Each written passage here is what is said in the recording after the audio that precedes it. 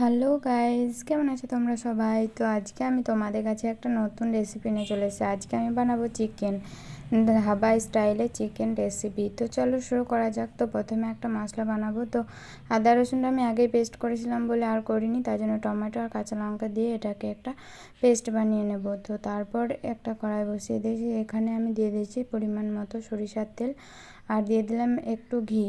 দিয়ে যখন ঘিটা যখন গলে গেছে তখন গোটা জিরে দিয়ে তারপর দিয়ে দিলাম পেঁয়াজ। দিয়ে পেঁয়াজটাকে একটু ভেজে নরম করে নিয়েছি। তারপর দিয়ে দিলাম এখানে চিকেনটা। তো এখানে আমি 500 গ্রামের মতো চিকেন নিয়েছি। তো তারপর এটাকে আমি ভালো করে মানে একবার ওটার সাথে মিক্স করে নেব, এখানে কষার দরকার নেই। তারপর এখানে জিরের গুঁড়ো, লঙ্কার গুঁড়ো, হলুদ গুঁড়ো, তারপর দিয়ে দিলাম লবণ দিয়ে এটাকে ভালো করে কষিয়ে নেব। কষিয়ে নেব। তারপর এখানে কষানো যখন হয়ে যাবে তখন এখানে আমি ওই পেস্ট করে রাখা ওই মশলাটা দিয়ে এবার ভালো করে কষিয়ে নেব। যখন এরকম তেলটা ছেড়ে দেবে তখন এখানে আমি দিয়ে দেব পরিমাণ মতো জল।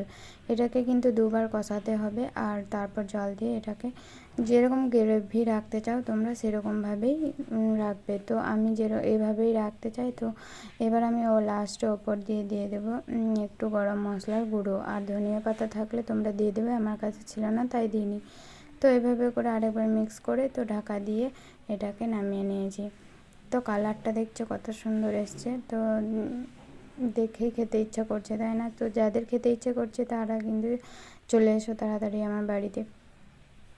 তো যাই হোক, দেখো আমি এটা সার্ভ করে দিলাম। তো তোমাদের কাছে কেমন লাগলো ভিডিওটা অবশ্যই জানাবে, আর ভালো লাগলে লাইক কমেন্ট শেয়ার করে দেবে। আর ফেসবুক থেকে দেখে থাকলে ফলো করে দিও, আর ইউটিউব থেকে দেখে থাকলে সাবস্ক্রাইব করে দিও। বাই।